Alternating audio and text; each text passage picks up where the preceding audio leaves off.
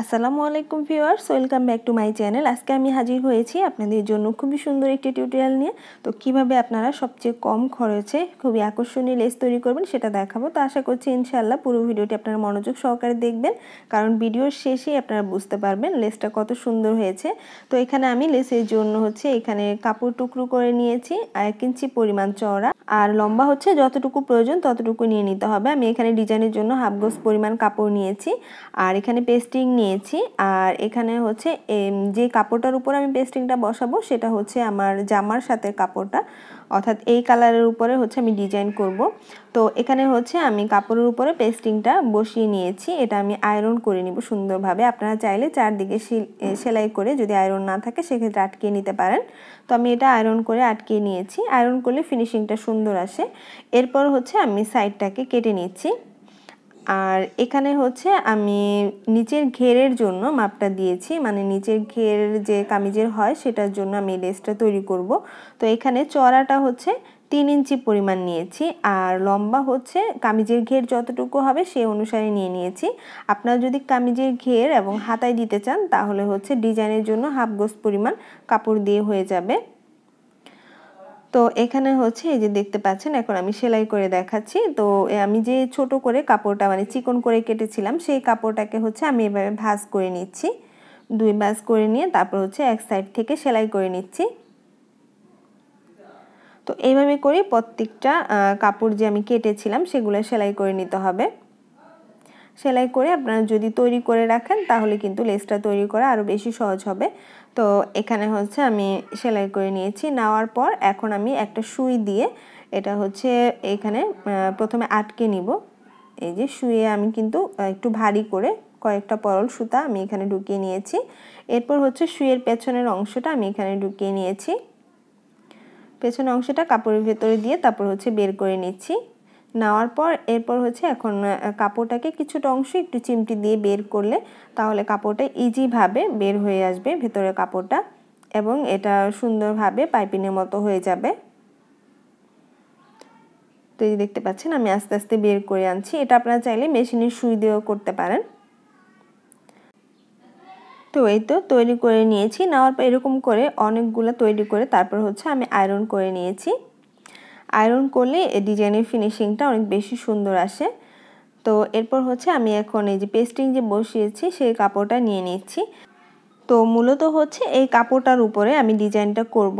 তো এখন এই কাপড়টা এভাবে 1 ইঞ্চি করে আমি দাগ কেটে নিচ্ছি, অর্থাৎ 1 ইঞ্চি করে গ্যাপ রেখে তারপর দাগ দিয়ে নিচ্ছি। এভাবে করে পুরোটা দাগ দিয়ে নিতে হবে। আর একইভাবে কিন্তু 2টা সাইডেই দাগ দিয়ে নিতে হবে, মানে কাপড়টা যে নিয়েছি কাপড়ের 2টা সাইডেই দাগ দিয়ে নিতে হবে। তো এভাবে 1 ইঞ্চি করে পুরোটা দাগ দিয়ে নিচ্ছি। এরপর এই সাইডে যে 3 ইঞ্চি পরিমাণ চওড়া আছে সেটাও আমি 1 ইঞ্চি করে এভাবে দাগ দিয়ে নিলাম। নেওয়ার পর একই রকমভাবে কিন্তু এই সাইডেও দাগ দিয়ে নিচ্ছি।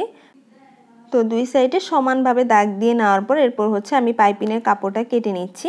তো পাইপিংয়ের কাপড়টা যেহেতু আমি কোনাকুনি করে বসাবো পাইপিংটা, তো সেইভাবে সেই মাপ অনুসারে কেটে নিয়েছি। আর এখানে ছোট বড় সাইজের অনেকগুলো আমি কেটে নিয়েছি, দেখতে পাচ্ছেন। তো এটার কোনো নির্দিষ্ট মাপ নেই, যতটুকু প্রয়োজন হবে, মানে আপনি যতটুকু লেস দিতে চান সেই অনুসারেই এই পাইপিংগুলো কেটে নিতে হবে। তো প্রথমে আমি ছোট সাইজের একটা পাইপিং বসিয়ে নিচ্ছি, আর কোনাতে যে আমি দাগ দিয়ে নিয়েছিলাম সেটা বাদ দিয়ে তারপর আমি বসিয়ে নিচ্ছি। 2 সাইড থেকে মাপ অনুসারে আমি বসিয়ে নিয়েছি, এই যে দেখতে পাচ্ছেন। তো এইভাবে করে 2 সাইডে যে দাগ দিয়ে নিয়েছিলাম সেভাবে করে কোনাকুনি করে সবগুলা পাইপিং বসিয়ে নিতে হবে। আপনারা একটু ভালোভাবে খেয়াল করলেই বুঝতে পারবেন। ডিজাইনটা কিন্তু খুবই সহজ আর দেখতেও খুবই আকর্ষণীয়। আশা করছি আপনারা শেষের দিকে দেখতে পাবেন এটা আসলে দেখতে কতটা চমৎকার হয়েছে এবং কতটা আকর্ষণীয় হয়েছে। তো এইভাবে করে আমি সবগুলা লাগিয়ে নিচ্ছি।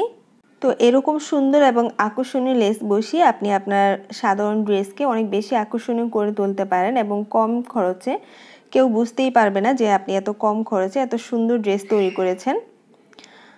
তো এরপর লাস্টে আমি আরেকটা লাগিয়ে নিচ্ছি, ছোট যে পাইপিং আছে সেটা আমি এভাবে ঘুরিয়ে লাগিয়ে নিচ্ছি। আর অবশ্যই দাগ অনুসারে কিন্তু লাগিয়ে নিতে হবে।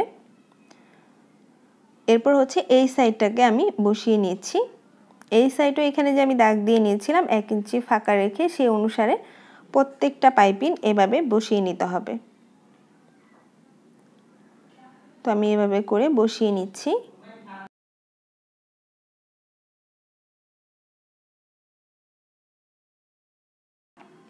এরপর হচ্ছে এই অংশটা আমি এভাবে করে ঘুরিয়ে সেলাই করে আটকে নিচ্ছি।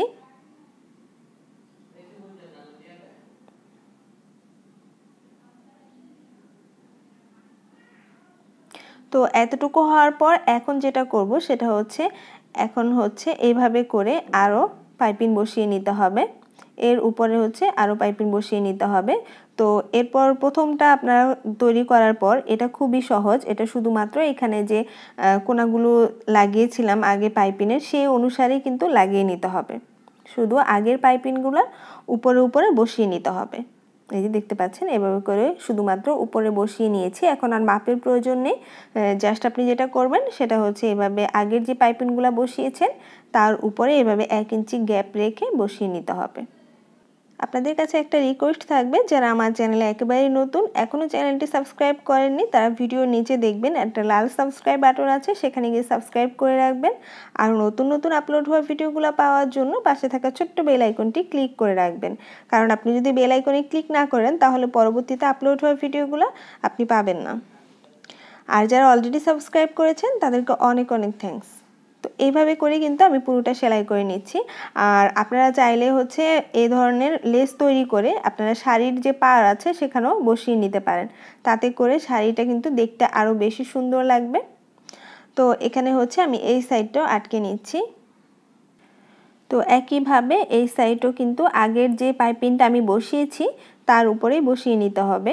এটা খুবই ইজি, আপনারা যখন সেলাই করবেন তখন বুঝতে পারবেন, মানে তখনই আপনাদের কাছে এটা ভাও হয়ে যাবে যে আপনারা কিভাবে সেলাই করবেন।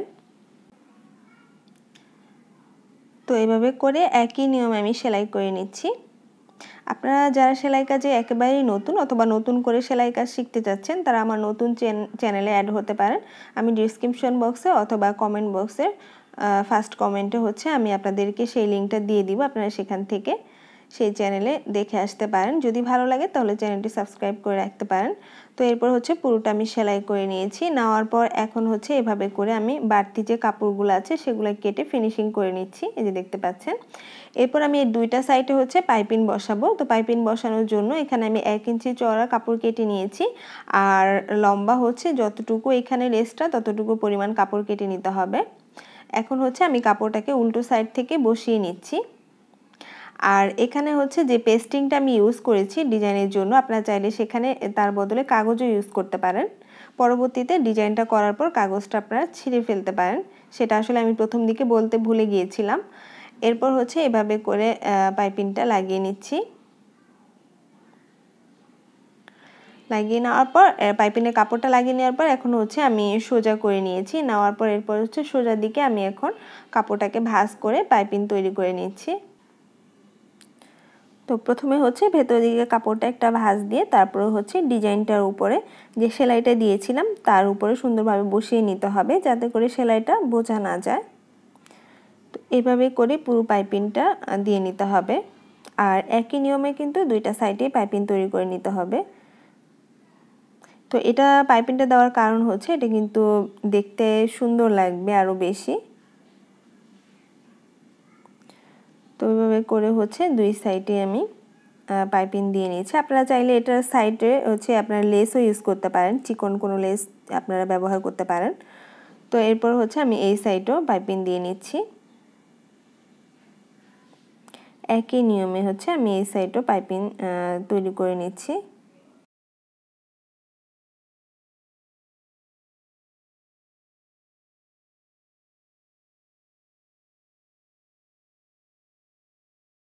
তো এই পর্যায়ে হচ্ছে আমি এতটুকু কমপ্লিট করে ফেলেছি। এরপর যেটা করব সেটা হচ্ছে আমি একটা সুই এবং সুতা নিয়ে এটা হচ্ছে এইখানে যে ক্রস যে অংশগুলো আছে সেগুলো হচ্ছে আমি আটকেই দিব। জাস্ট একটা সেলাই দিয়ে আটকে দিতে হবে, মানে কাঁথা ফুলের মতো জাস্ট একটা সেলাই দিয়ে আটকে দিতে হবে পুরোটা, তাহলে হচ্ছে সুন্দরভাবে এখানে বসে থাকবে আর নড়াচড়া করবে না বা কোথাও কম কোথাও বেশি এরকম হবে না। তো এই যে দেখতে পাচ্ছেন আমি সবগুলা আটকে নিয়েছি। নেওয়ার পর এরপর হচ্ছে আমি আপনাদের দেখাচ্ছি যে আমি যেহেতু এটা পেস্টিং সেজন্য এটা তুলে ফেলিনি। তো আপনারা যদি পেপার দিয়ে করেন সেক্ষেত্রে এটা তুলে ফেলবেন, অথবা পেস্টিং দিয়ে করলে এটা রেখে দিবেন। এরপর হচ্ছে আমি এখানে হচ্ছে কিছু অংশ বাদ দিয়ে তারপর এখানে পুঁথি লাগিয়ে নিব। তো আপনারা আপনাদের নিজস্ব চয়েস মতো এখানে পুঁথি লাগিয়ে নিতে পারেন যে কোনো ধরনের। তো আমি এখানে পার্ল পুঁথি গোল্ডেন কালার লাগিয়ে নিচ্ছি। তো এই পার্ল পুঁথিটা মাত্র 15 থেকে 20 টাকা তোলা নিবে, খুবই কম দামের। তো আপনারা চাইলে এগুলো কিনেও লাগিয়ে নিতে পারেন, তাতে করে কিন্তু লেসটা দেখতে আরও বেশি আকর্ষণীয় লাগবে। তো আমি হচ্ছে একই নিয়মে পুরোটা লাগিয়ে নিচ্ছি। তো এইভাবে করে আপনারা পুরোটা লাগিয়ে নিতে পারেন। এই যে দেখতে পাচ্ছেন এখন কিন্তু খুবই আকর্ষণীয় লাগছে। তো এই লেসটা আপনারা কামিজ, শাড়ি অথবা যে কোনো ধরনের কুর্তিতে ইউজ করতে পারেন। তো আশা করছি আজকে এই ভিডিওটি আপনাদের কাছে ভালো লেগেছে। যদি ভালো লাগে প্লিজ একটি লাইক দিবেন, আর কেমন লেগেছে সেটা জানিয়ে কমেন্ট করবেন।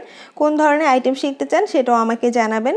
তো আজকে এই পর্যন্তই। আপনারা ভালো থাকবেন, সুস্থ থাকবেন। আল্লাহ হাফেজ।